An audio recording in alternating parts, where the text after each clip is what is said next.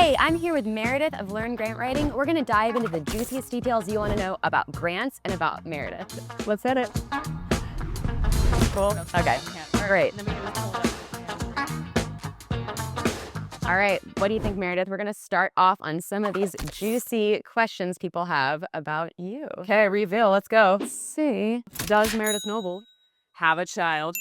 This is legitimately the #1 search term. Spoiler, yes, I do. I have a kiddo named Wilder and another one on the way. Grant Writing Unicorn is, debuting soon. Love it. All right, let's take #2 here. Does Meredith Noble actually write grants anymore? Yes, I do. I've got a community of 600 grant writers, so I'm looking at grants all the time. But recently, I joined a small little nonprofit, and we just got a $25,000 grant for a playground, which will be opening in a couple weeks. So yes, we are staying sharp.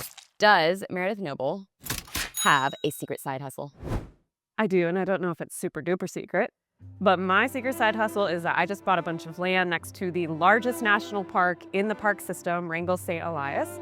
And my dream is to build a bunch of beautiful Scandinavian-inspired tiny houses for outdoor brands that want to come out and shoot their content. I don't know if Instrumentl is really an outdoor brand, but if you want to get some footage on a glacier, I got you. Our next question, does Meredith Noble believe in work-life balance? Okay, so when I think about the word balance, to me, it actually sounds very teetery, like I'm on a high rope, and that does not sound very joyful. It sounds stressful. I'm not into slacklining, and that's what it feels like. But instead, here's what I can say. I believe in work-life seasons of life where maybe you're digging in a little bit deeper for work, or you're pulling back and having a little bit more of a season for family or hobbies or whatever that other thing is for you. So my personal habit that I am addicted to is having a weekly Sabbath from Friday night to Saturday afternoon. I go tech-free for 24 hours, no plans, take a nap in the middle of the day, read books, write cards, chill.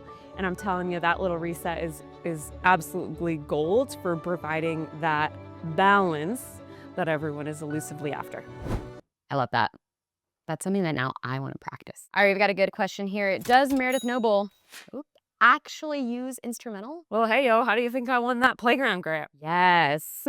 I'm opening Instrumentl once a day. Often I'm using it to look over the shoulder of a lot of my grant writing unicorns to see, like, how do they set up their search? Are they getting the grants that they're looking for? And then, of course, now I'm super fired up that you all are building the managed side. So it's not just about finding those grants, it's about managing in the full life cycle. And I can't wait for that to go full level 10, because that's really like the game-changing piece that I am now really excited to learn about. I thought we would. Did you bring us something? Put on some status. It's the look I'm going for. Yeah, it looks nice. I can't smile as big. All right, we've got some very spicy questions coming up here. Our next one is, what's the deal with the grant writing unicorn? When I was writing my first book, I wanted to title it How to Write a Grant, a Practical Guide. And the guy I was dating at the time was like, no one is going to buy that. No one is going to read that. And so what if it was How to Write a Grant, Become a Grant Writing Unicorn? And I was so self-conscious about who's going to take me seriously having a unicorn as a logo. But what do you know? Treat yourself on Amazon if you get it there, and get the hardcover. I made it really, really cheap because I think it's a nicer quality image. But basically, I wanted for you to read only the first chapter and to know exactly how to write a grant. And you will. This whole thing is filled with battle wounds, scars, stories, things that were learned the hard way so that you don't have to. Our next spicy question here. What's the worst grant advice Meredith has ever heard? It's a numbers game. Is the worst advice I've heard, where it's just throwing out as many applications as you can. Oh my God, I heard that a million times. And see what sticks. Instead, you can apply for a fraction of the grants and have way better results, win way more grants if you've got a strategy behind you, instead of see what sticks. What's the weirdest work habit that Meredith has? I'm curious about this one. That's a good question. Well, I would say like my weirdest work habit is that my very favorite place to work is out of a tent outdoors. I set up my tent, I bring a computer and a laptop, a monitor, the whole bit. And I have to say that is my all-time favorite place to work. That really just proves you can do this work anywhere. Yes, it's true. When I say like, yeah, you want to talk about working remotely? This is the definition of working remotely. Yeah, you're proving us all. All right, our next one here. What's the biggest mistake new grant writers make? I got you. So it is not answering the question explicitly. Let's say your narrative says, who is the community you serve? And if your first sentence isn't the community we serve is fill in the blank, you're missing the point. Now, I know sometimes that feels very elementary, like, oh gosh, like, is this too simplistic? But that's actually the essence of great grant narrative writing, is being really, really clear about answering the question that they ask.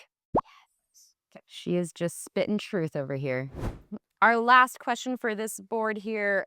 What's the most Alaskan thing Meredith's ever done? I don't know, to be honest, like, life is very Alaskan. I would say most recently, the most Alaskan thing we did was we have a family van, which in Alaska means a 4-seater bush plane. And we recently took a family photo shoot out in the mountains where we flew. It was only about an hour, but we landed at this epic backcountry glacial lake. You can look up and see a huge volcano. So I would say that was a pretty Alaskan thing to do, where you like load your photographer up and go take a family photo shoot at a backcountry lake, which would be like a lifetime bucket list trip for someone to do to Alaska. And that's just like a casual, Monday night evening activity. That's killing me. Oh my goodness. Okay, we've gotten a lot, but we've got to go juicier. All right, bring it. I want Meredith's hottest takes. I am an open book. Yeah. Maybe a little too open at times. We love it. Good catch. Oh, bow tie. That would work. Wow, I'm perfect. Yeah, looking great. Looking really great. Yeah. What do you wear to feel your best when you're writing like a killer proposal? Ooh, that's a good question. I will say that sometimes putting on clothes that are not your sweatpants do help with like upping your game. For sure. Yeah. Silver one, whenever you guys ready. Boom, boom, let's do this. What's Meredith's take on if AI will replace grant writers? Look, for a hot second, I thought that it would. And I was worried about that. The future of grant writing. I mean, if you think about it, like, we don't think twice about pulling up Google, right? To do things. There was a time when that was foreign. We actually had to learn how to do Google searching. You need it to replace some of your gig. You're wearing a ton of hats. You have too much on your plate. And I know what gets sacrificed, because most grant writers are a little bit introverted. We like to be behind the computer. You're not actually making the relationships with the funders the way that you should be. You're not making the time for that. And now there will be no excuses, because we're getting you out of a lot of that busy work that the computer can help you with. This is the year that you've got to go pro. You cannot dabble casually. You need to make a commitment to build the skill of using AI to be the world-class grant writer that I know you are. What's Meredith's take on unpaid nonprofit work? All right, we had a social, I guess last night, here at Instrumentl HQ. And an old customer of mine was here, and she said, I did the thing you told me not to do.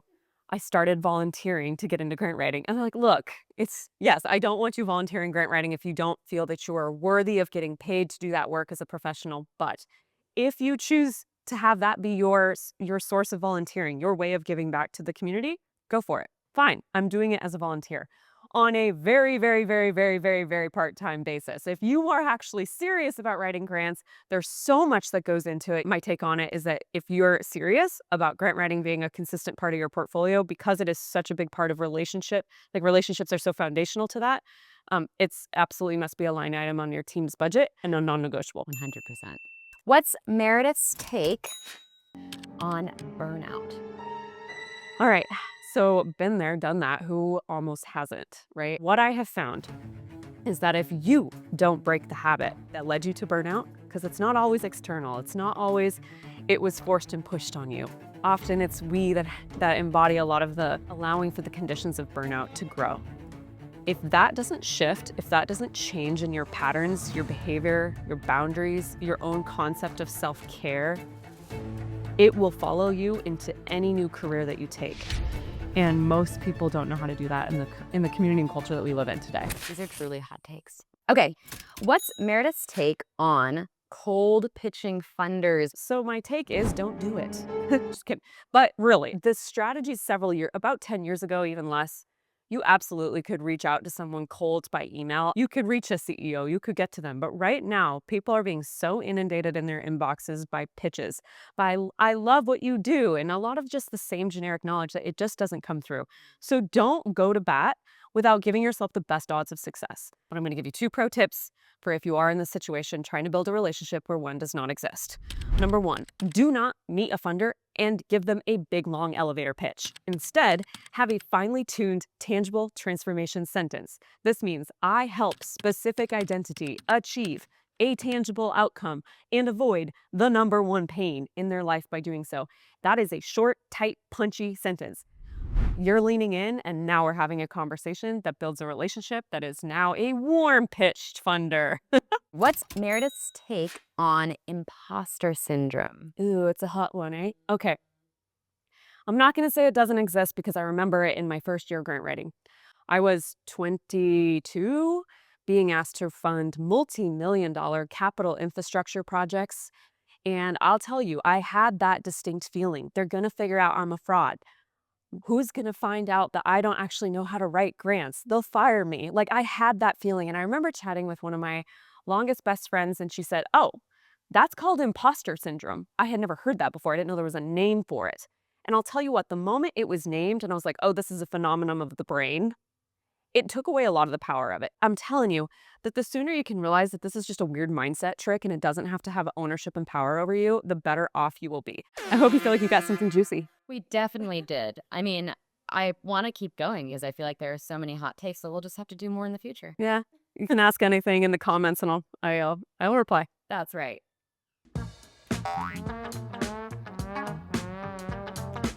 Cool. Well, thank you. That was rad. Thanks for prepping that, you guys. Grant writing is the perfect remote job. You can literally do it from a tent in Alaska. You can do it from a beach down in Mexico if you're into surfing. You can do it from a coffee shop. You can do it from your RV. You can literally do it from anywhere you have an internet, a laptop, and someone willing to pay you.